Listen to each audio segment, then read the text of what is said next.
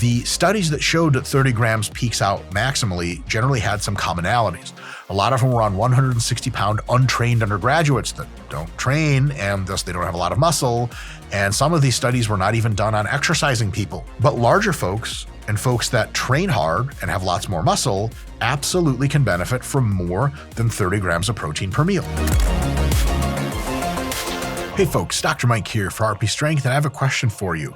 How many times per day should you be eating protein if you want the best gains? Scott, are they just going to answer and am I going to hear it through the camera or something? Everyone yell at your phone right now. Mike can hear you. Oh, wow. You guys yelled a cogent lecture about protein timing and I understood it and will now speak it back. Thank you so much. Here we go. First question is, how much protein do you need per day? Because we got to answer that before splitting it up.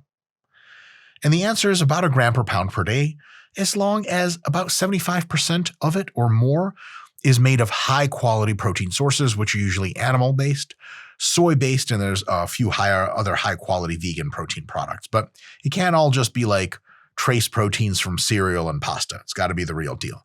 If it's 75% or more the real deal, and it's about 1 gram per pound, you are good to go.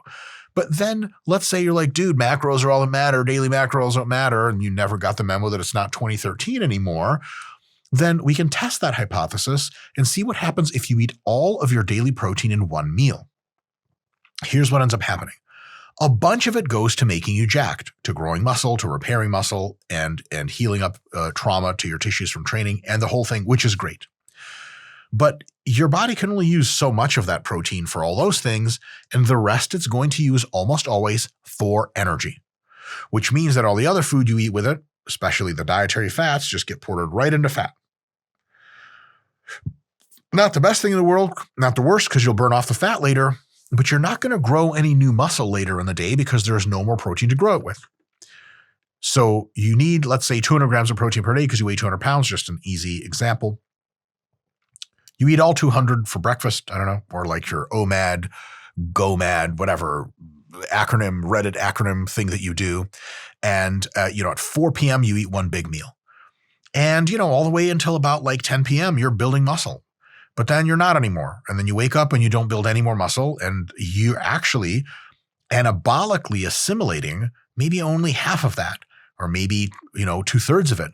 But then functionally, you're not getting in that whole gram per pound because so much of it is being burned for energy. And typically, if you're eating well, protein isn't really burned for energy much because it goes to all of those needs. And the rest of the day after, you just don't get jacked anymore. And that's kind of a bad deal because you functionally are getting by on much less protein than 200. It could be really getting 130 grams of protein per day to actually like all the stuff that needs to be grown, including your muscles. So it's kind of too much to use now and not enough to use later. Bad deal. An example of this kind of a stupid analogy I came up with on the spot, which is how I came up with all my analogies, is it's like going to a beach vacation that's going to last 4 days. And the first day you're there, you spend 24 of those hours physically on the beach or in the water. No going to the cantina to get some burgers. No going back to the hotel room to look at how red you are and re-examine why the hell you went to Cabo anyway. Just the beach and the sand for 24 hours straight. That's kind of too much. Most people don't get a huge kick out of that. And then the other 3 days, you're in the hotel 100% of the time there. No beach. A little too much beach to begin with. Not enough beach at the end or for most of the time. That's the problem with one protein feeding per day. Let's say you're like, damn, I can't let that happen to me. My friends will judge me for suboptimally dosing my protein in a non-scientific way. But you have some real persnickety friends, don't you? Watch this. Scott. Yes. Are you my friend? Absolutely. My deposit just cleared 2 days ago. Thanks, Mom and Dad. Parents, know this. The best thing you can do for your child is not to get them an education. AI is going to do that or whatever. AI does everything now anyway, so they don't even need to get an education. But you can pay other people to be their friends. Popular, good-looking people like Scott. Don't pay the ugly people to be their friends, even though they're more affordable. You're just not going to have a good time. In any case, social dynamics aside, what happens if you go way overboard, freaking out about, okay, one meal of protein is not good enough, and you start eating once an hour? split up all your protein for once an hour. So basically like you're essentially doing 15 grams of protein per meal for like however many 15 meals of that through the day, or 13 meals that gets you to 200 grams. 13 meals for one for every hour that you're awake or some shit like that. Okay, that's an interesting flex, but is that going to be optimal? For many years, we operated under the idea that like no one's really going to do that, but it would be optimal, but it's not. And here's why. Your digestion rate limits how quickly protein comes out of your GI tract.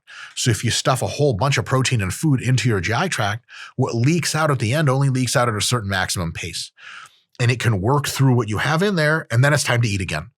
But if you put a little bit in there and then work through a little bit in there and work through a little bit in there, work through, you are like not even using a large fraction of your digestive system, and you're making up for that fact with the inconvenience of having to eat protein all the time. It's basically like if you fill up your car on a trip, road trip, every time you get to 7/8 or 5/8 of a gas tank, you fill up. Your friends are going to be like, dude, we stopped 45 minutes ago. You got to stop again? You have to pee? You're like, no, it's just trying to get some gas. They're like, what? We're just trying to top off. What? Why? Why? We could drive another 200 miles in 3 hours and be totally fine. We get to a quarter tank, we'll look for gas. We're not driving in the middle of nowhere. What the hell are you doing? It's just a waste of time. And that's what eating any more than really like 6 meals, or maybe more than 5, even 6+ for sure, is, especially 7, 8, 9, is getting to that territory where you gain absolutely nothing from it. You're just pissing away time eating food when you could have just eaten bigger meals and not have to eat as often. There are some theoretical and a few research inklings that having a very stable protein output actually causes smaller spikes in anabolism and less overall growth. I'm skeptical of those. I don't think that's cleared my minimal line for believing that that's a real thing. But if it happens to clear that line, like that's even worse news and an even better reason not to eat like tons and tons of meals all the time. And so where is the optimal? And it looks like it's somewhere in the area of about 4 to 5 protein feedings daily. It's few enough times not to drive you crazy with excess meals or remove pulsatility altogether, so your protein's just like this. It's enough times in the day to maximize growth outcomes, are very, very close, and this is literature supported as well. Dr. Brad Schoenfeld has done some great work here. And I'll say that even 3 meals is great, way better than 1, better than 2. But to me, 4 meals a day is the beginning of a serious attempt at muscle growth. If you're a regular person and you eat 3 meals a day, just increasing your protein is going to do you like most of the good. But if you really, really care about the minutiae of your results, you want the best results possible, 4 or 5 meals a day is good. 4 is perfect. And 5 is just perfect, but you feel like eating 5. Both are awesome. However, beyond 5, 6, 7, 8, 9 plus probably gives you no advantage, and at worst gives you that low pulsatility and lower growth. Unlikely. At second worst, it gives you just a huge inconvenience of having to bring Tupperware for every hour that you're out and about, which is dumb. The next question, of course, is how much protein in each one of those meals. And I'm going to tell you it's exactly 69 grams for everyone. All right. Thanks for tuning in. See you next time. But if that joke wasn't funny, and if you want actual information, basically every protein feeding has to be at a roughly similar size. So if you take your total protein and divide it by either 4 or divide it by 5, that gives you roughly the amount of protein that each meal should have. So if you eat 200 grams of protein per day, that's either you're eating 50 grams of protein per meal if you're eating 4 times a day, or 40 grams of protein per meal if you're eating 5 times a day. Super, super easy. The reason this works is because muscle growth is a process that doesn't like spike after your workout and then go back down. That's not how it works.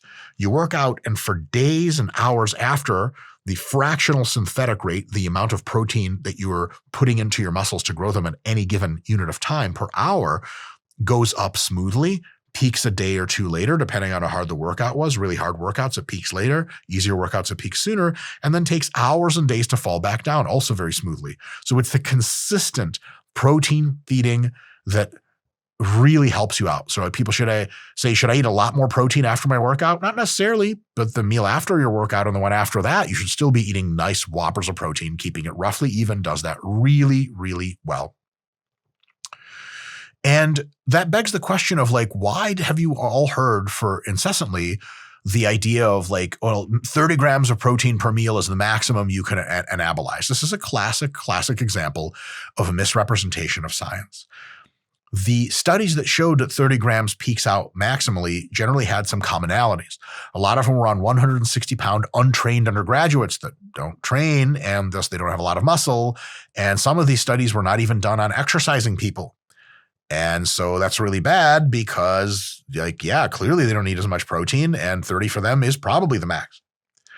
But larger folks and folks that train hard and have lots more muscle absolutely can benefit from more than 30 grams of protein per meal. And a lot of these studies actually that led to the 30-gram conclusion were whey protein only studies, and whey protein only with nothing else spikes really fast and then it gets out of your bloodstream. So if you have an opportunity to grow muscle, you have to understand muscle growth occurs slowly over hours, plural, and days, plural. And so if you have a big whey protein spike that takes half an hour to come up and half an hour to come down, there's only so much muscle you can grow from that. And at some point, the spike at any given minute will exceed how much muscle you can grow per minute, sometimes by a factor of 2. And so if you take in 60 grams of whey protein, then yeah, like 30 or 20 of those will just go straight to energy and the rest will be used for muscle growth. But if you have a whole food meal, like you go to Chipotle, you get you a steak burrito, double steak, you can get into like 70 grams of protein, but that thing takes 6 hours to digest. So per hour, you're really only getting exposed to like 10 grams of protein or so. And then, my God, like it's perfect. And then in one meal, turns out 70 grams is super dope. But most people don't look into it this deep. And they're like, yeah, like, look, it's in the study. This much protein. I'm like, I'm sorry, excuse me, what was the protein source? And they're like, why does that matter? I'm like, oh, because you don't have a nutritional education. A little bit of some blunt humor for you. Scott, should I start doing my British impression, but just like wax into it and just wax out without telling anyone? Yeah, people, it's cool when people just do random voices and accents. It's not that they're crazy or have no friends. Yeah. It's that they're creative and expressive. Yeah, that's it. Anyway, so yeah, the 30-gram limit situation is at this point just a non-starter. The base reality of this system is that take your daily protein, that your gram per pound or so, divide it by 4 or 5, however many meals you're eating, and that is your protein per meal that's best for you. And there's really nothing else to that. Lastly, what about timing? You said 4 or 5 meals, got it. You said roughly the same amount of protein per meal, got it. But like, what if I eat one meal at 9 a.m., another meal at 10 a.m., another meal at 11 a.m., and then my last meal I eat 11 p.m.? I followed all of your technical rules. Algorithm was executed flawlessly. Uh-oh, I made a mistake. You did. You want the meals roughly spread out within the day. Don't include the 24-hour cycle. So if you're like, but dude, I don't eat for 8 hours at night. You're not supposed to be eating at night. So your body's pre-programmed for this anyway. But if you generally start eating your first meal like within an hour or 2 of waking, you eat your last meal within an hour or 2 of bed, and all of your other 2 to 3 meals in between are structured relatively evenly between those 2 meals, you're good to go. And here's the real big kicker. There's a lot of flex to this, but not infinite flex. So plus or minus an hour here and there in eating a meal late or early, no big deal. Plus or minus 10, and for larger people, even 15 grams of protein in each meal. Like one's got 35, one's got 55, something's got something in between, is just not a big deal. So don't sweat it. Just make good choices to get roughly in the ballpark of timing and per meal amounts, and you're totally good to go. That being said, if you're real serious, you're in a contest prep, you want a real serious diet, for about 50 different reasons, and this is super evidence-based, your body absolutely adores consistency. Consistency, especially in the timing of when it eats its meals. So if you can get a really good schedule, 9 a.m. you eat your first meal, 10 p.m. your last meal, and so on and so forth. And every day you do that, and roughly whatever, like 1 p.m. and then again at 6 p.m. you eat your other 2 meals, plus or minus 30 minutes, plus or minus 5 to 10 grams of protein. Man, you're doing real good, and you're going to get the best possible results. If you can't time your meal super well, you're missing out on almost nothing. But consistency is amazing. Now, the next thing I have for you is I'm not going to talk much through this. And what I would like for you to do is after I'm done blabbing and I say go, you can just look at some of these plans that we're going to have on screen for you, because these are plans we made for you guys. that you can absolutely incorporate into the RP Diet Coach app, link in the description. You can do them all by yourself, no big deal. Our products are cool, but we honestly have like one problem with them. They make us so much money, I've lost all meaning. And like, I want to struggle again. So don't even bother with the RP Diet Coach app. Like, it's just making us too rich. You know? It actually, I think, doesn't even work on electricity anymore. It works on like melted down dollars. Scott, how does it even work? Like, but we're so rich, like science doesn't even apply anymore. Crazy shit like that. So I built you guys a few sample meal plans. These are for a 160-pound lifter and who is eating 2,500 kilocalories, cals per day. And they're at 200 grams of protein per day, 280 grams of carbs per day, and 65 grams of fat per day for every single one of these 3 diets. However, the first sample meal plan, which you can look at right now and pause after you look at it, you can unpause the video. That plan is designed for how many meals we got on this? 4 meals per day. All the plans are 4 meals, but it's designed for AM training. Like you wake up at 8 a.m. in this plan and you train at 10 a.m. So you can see what that looks like. And we've got food choices and macros per meal and exact timings, just so you guys get a perspective. And if you get the RP Diet Coach app, this is going to do all this stuff for you. And then the other plan that we have, plan number 2, is for PM training. So there you train at 5 p.m. and you eat the next meal at 7 and the other one at 10, so on and so forth. And the last plan we have for you is one that has no training, because train every day and at least one day a week you're taken completely off the gym. And so how the hell do you do that? Well, we have a sample plan for you of how that would look with no training whatsoever.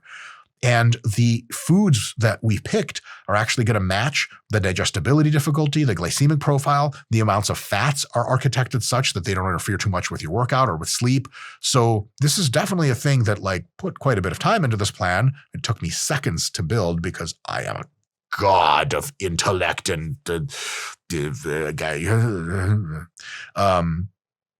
stare at these for a bit. And we'll have all of them on the screen for you. You can scroll through. You might get something out of them. You might feel inspired. I mean, this is not shit I'd ever eat because most of this I have no idea how to make. Chicken breast, Kiona, which sounds like a cute black girl. What's up, Kiona? Nope, that's definitely how I say it. Scott, is it quinoa? Quinoa. There's some, no offense, and get racial again. Name a more white people going out they way ass food than quinoa. Go. Avocado oil. Lentils. And they appropriated that from Indian people too. You know what's funny is when ChatGPT helps you come up with meal ideas, it builds them so well. And sometimes I'll tell ChatGPT, a lot of people don't eat this. And it's yeah, I know what you people eat. I was like, whoa, what you mean you people?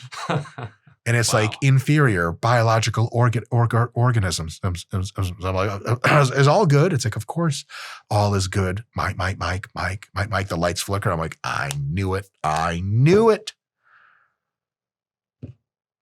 Anyway, I'm in love with ChatGPT. What am I saying? Hopefully you get something out of this. If you want more guidance, the RP Diet Coach app is in the description below. We have something extra magical for you guys in the link in the description. And that is something we've had for forever, but we're now trying to like tell people about on the YouTube channel because it's been newly re-architected for your convenience and pleasure. And it is, Scott, is this the sex doll? No, RP coaching. Other business. Shit. I mean, really the sex doll is a lifestyle, not so much of a business. Was that the hair care for men club? I'm not just, I can't even say it. You know, I'm also a client. The ultimate career choice is doing what you love, you know? Who you love in this case. Folks, RP coaching. We have had long assembled a team of PhDs, world champions in combat sport, and people who have coached for a generation. And they coach clients all the time. They're super busy. But if you click on the link, maybe we can get you slotted in. It is a concierge coaching service, which means two things. One is the cost is a lot of money. I ain't going to play with you. It really is. Two is you get a lot. You get a handheld, completely tailored experience. What does that mean? That means you get a custom diet and training plan that your coach can even weekly or quicker than weekly change for you on the fly to make sure it fits every single goal that you have the entire time. You get weekly one-on-one Zoom calls with your coach. And a lot of the RP coaches are straight up scary people. They look nice, But you look at their accolades, and Dr. Jen Case is here breaking backs at the IBJJF, and you're like, what if I cheat on my diet? Why wouldn't she hurt me? And you ask her that, and she's like, why wouldn't I hurt you? And you're like, okay, well, I've been good. And then you'll get in shape. Congratulations. You get support via email. You get support via text. So you can text your coach, anything. I say text them all the stuff. You guys know what I mean by that, but I don't want to get into legal trouble because the coaches are technical consultants. And if I advise you in a non-comedic matter to send them explicit photography of yours, well, that's you breaking the law. Scott, is there a law against that? Consensual sending of explicit photography. I mean, it's consensual, right? I mean, not to them, it's not. Oh. I mean, yeah, you can just send anything to anyone. Am I a criminal? Oh my God. Forget about Bonnie and Clyde. You boys sent pictures of both Bonnie and Clyde, to Bonnie and Clyde. I wonder, Scott, what kind of cell phones did they have back then in the 20s and shit? Probably like Nokia shits, huh? Oh, yeah. The classic Nokia drug dealing brick phone. Can you imagine? You're like, oh my God, they had those even back there. George Washington had one of them shits. You're like, oh, this is really old technology. In any case, you get exclusive access to these coaches. I say a lot of wacky stuff, but I try to keep it brutally honest with you guys. These are some of the best coaches in the entire world. On accolades, they're the best team of coaches that have ever been assembled. And as human beings, man, they're dope as hell. And they're going to help you out. And that's really kind of the only thing they think about. If you're ready, if you want to put down some coin and see yourself transform, link in the description for coaching. Anyway, folks, go out there and eat protein, but the right amount and at the right time. See you next time.